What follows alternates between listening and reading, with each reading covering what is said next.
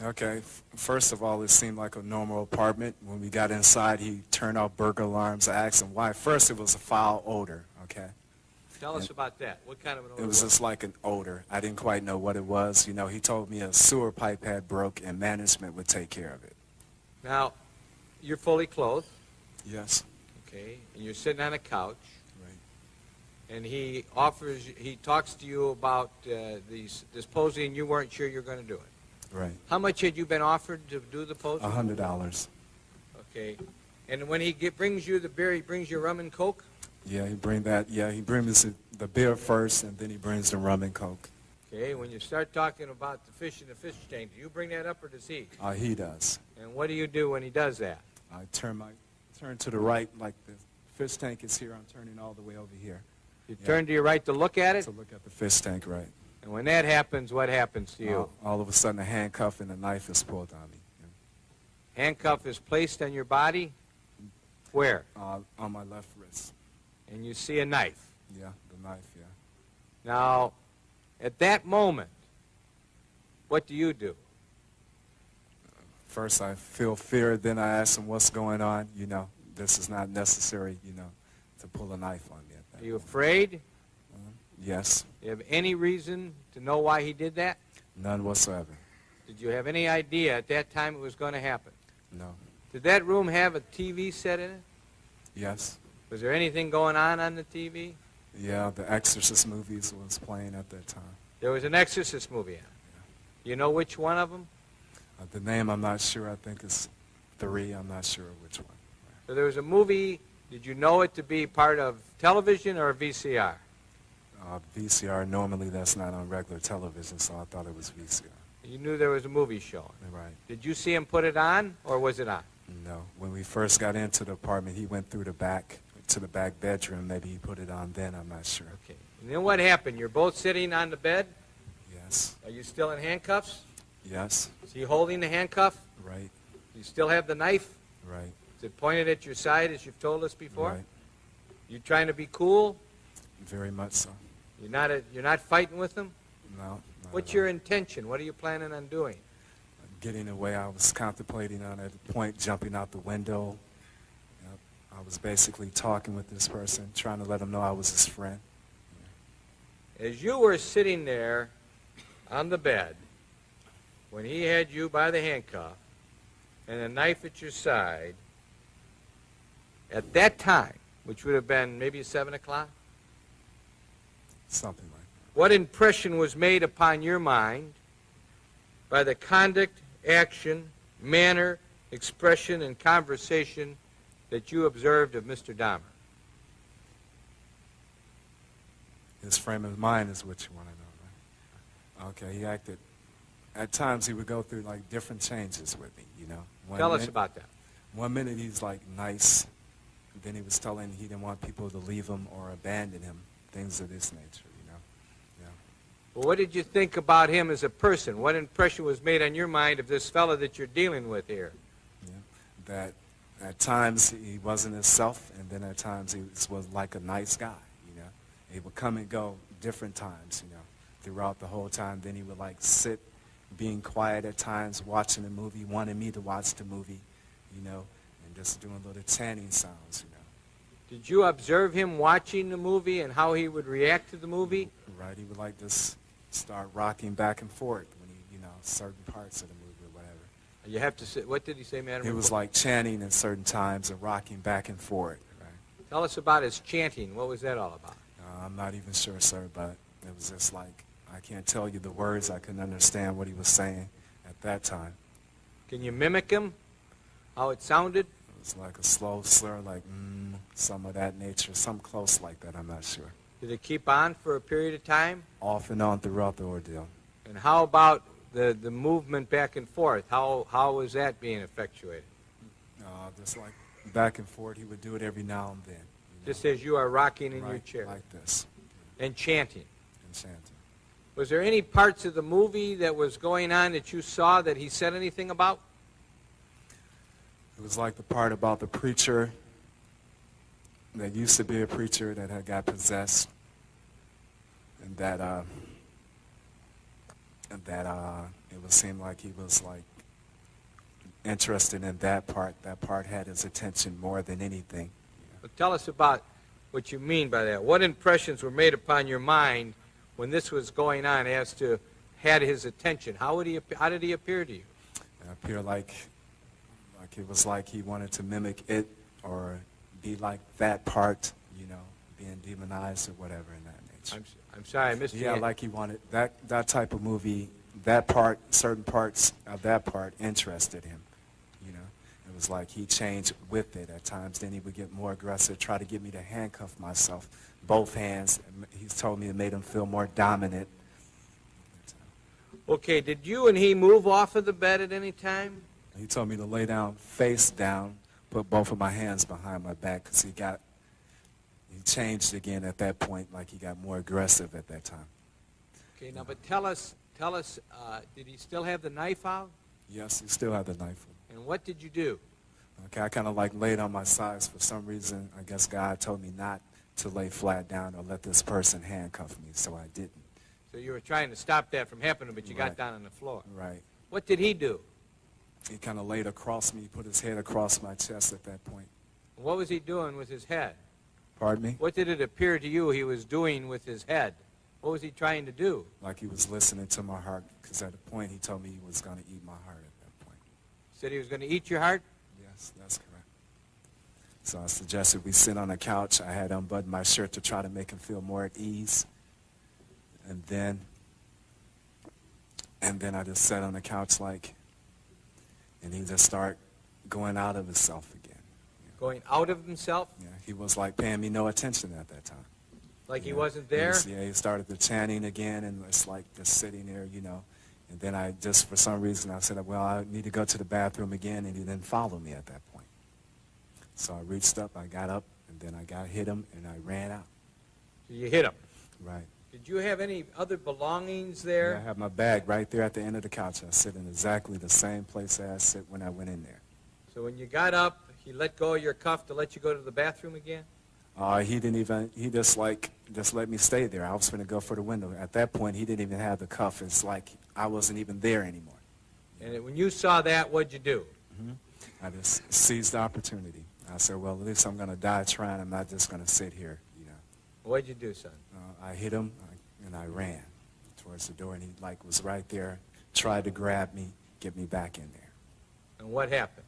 Then I made it outside. So he wasn't able to bring you back in? Bring me back in there, no. He tried? He tried. And as you left that apartment, as you got away from him, I'm going to ask you again, what impressions were made on your mind by the conduct of Jeffrey Dahmer, by the actions of Jeffrey Dahmer, by the manner, expressions, and conversations of Jeffrey Dahmer that you observed? Can you give us some words? It's like I told the policeman that this freak, this crazy guy, was trying to hurt me. Yeah. Did you run out of the building? Yes, I did. Did you summon help? Yes. Milwaukee Police Department? That's correct. Did they come back there with you to the apartment? Right. Did you eventually go back into the apartment with the Milwaukee police officers? Yes. And then he was arrested. Right. Dr. DEIXE explained the compulsions of Jeffrey Dahmer. The favorite activities he describes are what he often refers to as light sex: kissing, touching, rubbing, hugging. The kinds of activities that between consenting adults would often amount to foreplay are things that he has emphasized with victims and with other partners. Those were activities, and those are normal activities with a consenting adult, that give him pleasure and that he always enjoyed. But he describes difficulty in getting partners to restrict themselves to just that, because the partners that he found most often wanted to do more than that. And one of the things more than that some of them wanted to do was to have anal sex with him, which he did not like. Having had a few painful experiences, he did not want to be in that position. Also, the partners that he was able to find universally had a deadline when they had to leave, and he was unable to spend as much time as he wanted doing these more gentle, ordinary activities with them. And so he devoted a considerable amount of his energy to finding a way to be able to have someone, or if not someone, something, that could serve that role for him as being the person or body or part with whom he could have such gentle activities as rubbing and touching and hugging and masturbation and kissing and fondling. And it's in the course of trying to find a way to keep a person for that he engages in most of the more extreme behaviors surrounding the killings for which he's charged.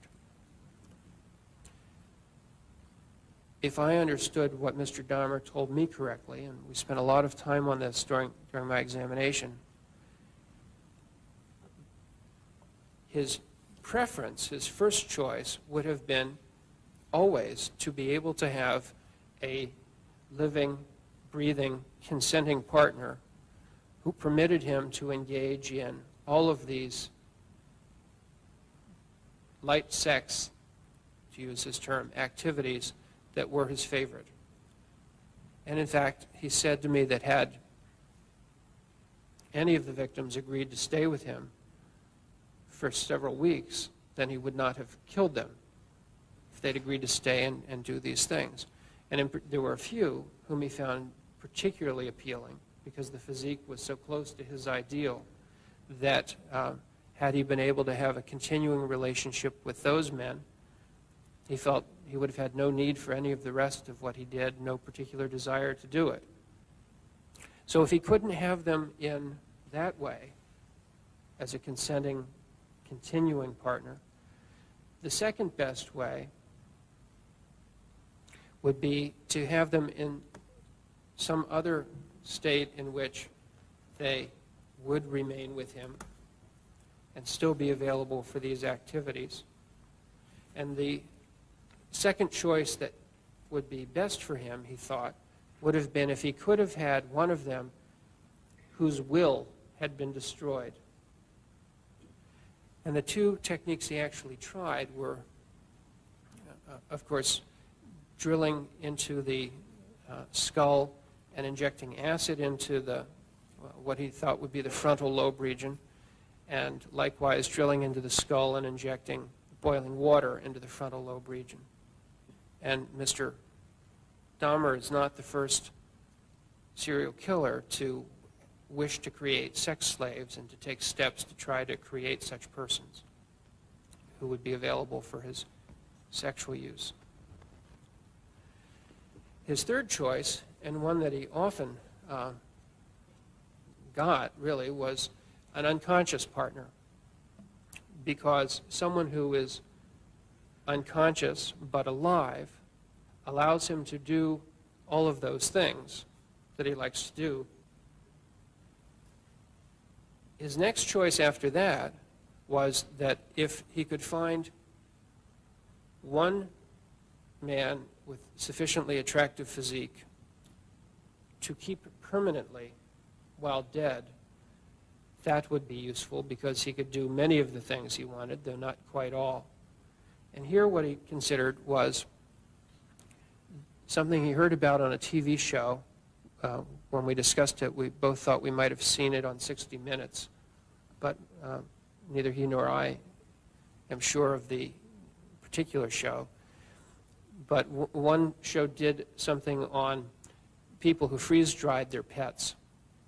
And Mr. Dahmer's idea was that if he could get the apparatus for that and freeze-dry a man of the appropriate physique, he'd at least be able to continue to have him to look at while masturbating, to pose perhaps in various positions if they were flexible enough in that state, to fondle, to rub, to hug, to touch. They would not have sounds to listen to, but they would have a lot of what he was interested in.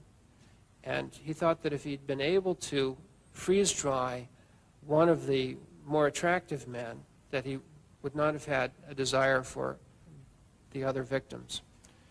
The step he took was to go to the library, and in a magazine he thought was called Taxidermy, found an advertisement from a supplier of the equipment for freeze-drying animals, and found that there were two sizes of the machines, one of which seemed like it might be large enough for humans, but the cost was prohibitive. It cost $30,000 or so, he thought, and so that was not an available option.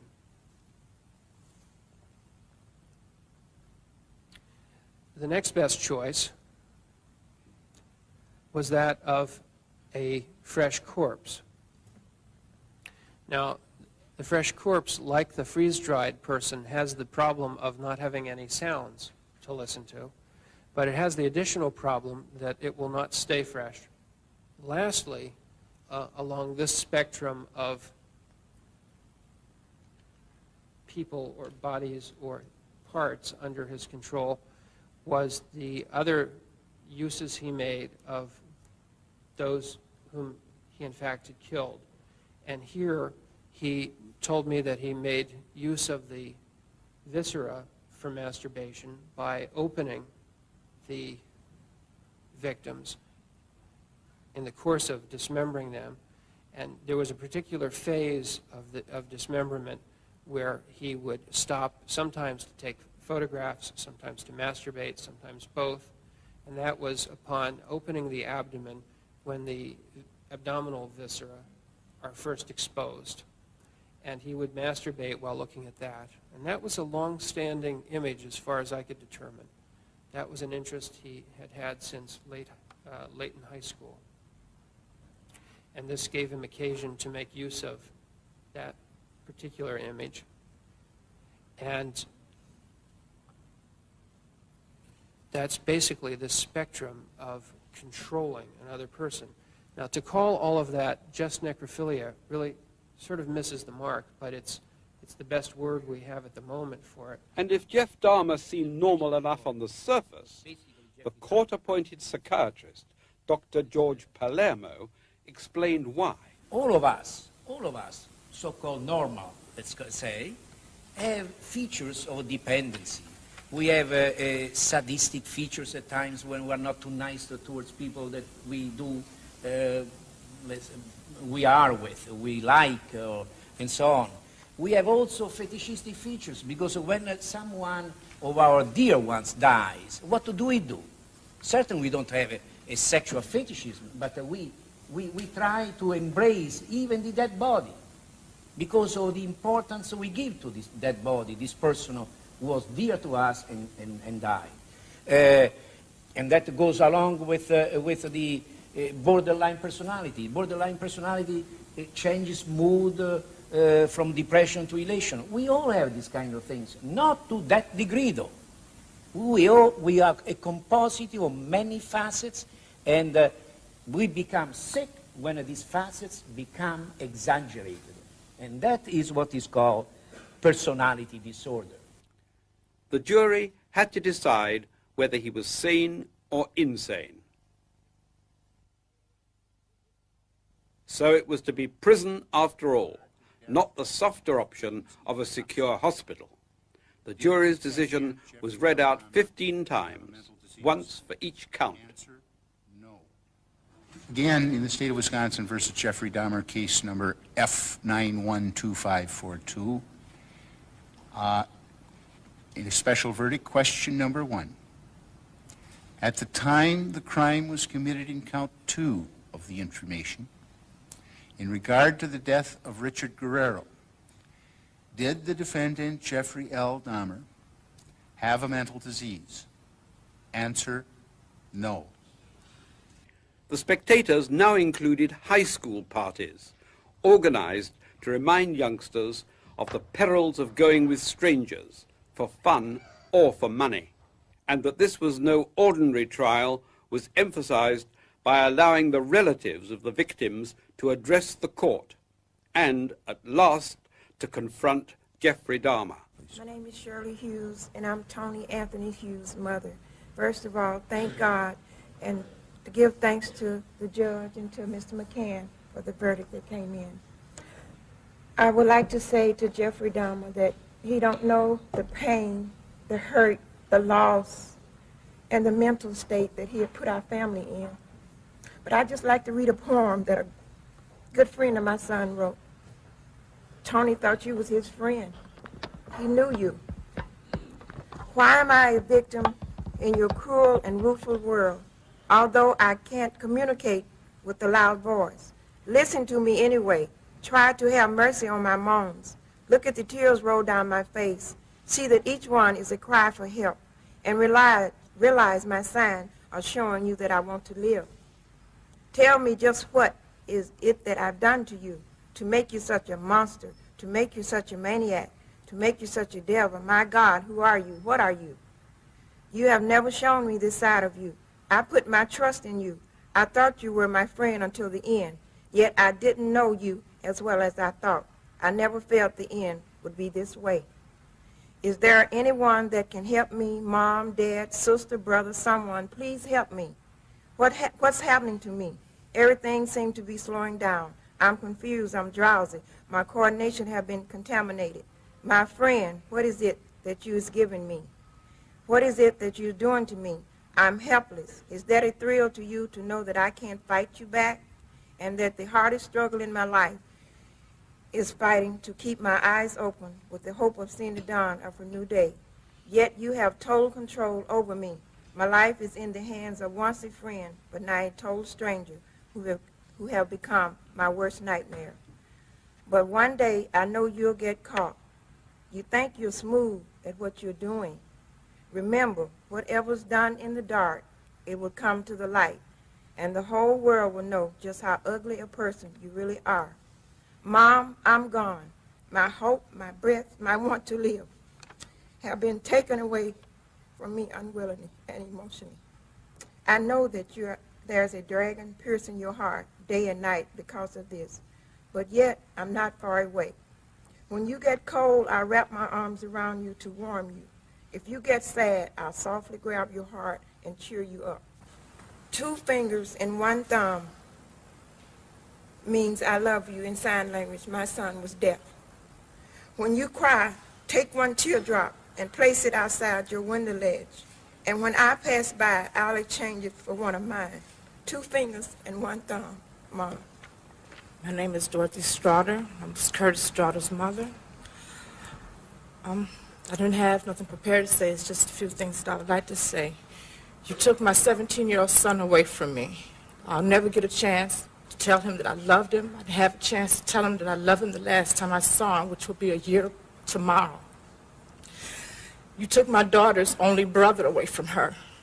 She'll never have a chance to sing and dance with him again. You took my mother's oldest grandchild from her, and for that I can never forgive you.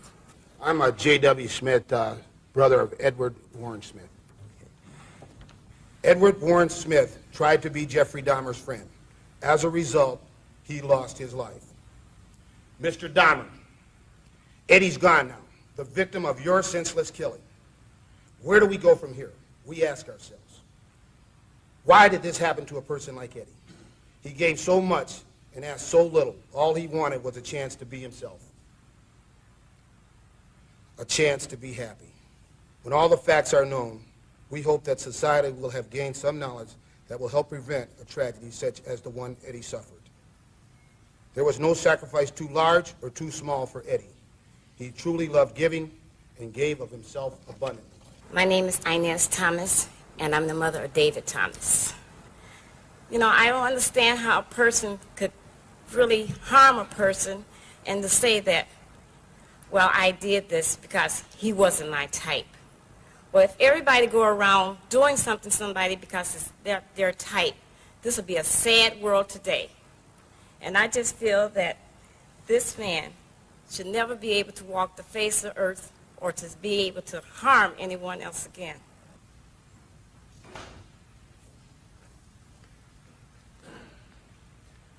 Good morning, Honor. My name is Donald Bradoff. For the Bradoff family, as much as love in our family close, my mother gave 5 beautiful kids. He destroyed the baby of the family. And I hope you go to hell. I love this world. You guys did a wonderful job. Bottom of my heart, thank to God, I got a lot of strength. Thank you all. God bless America. Excuse me.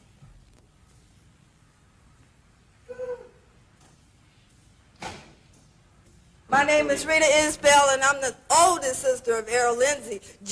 Whatever your name is, Satan. I'm mad. This is how you act when you are out of control.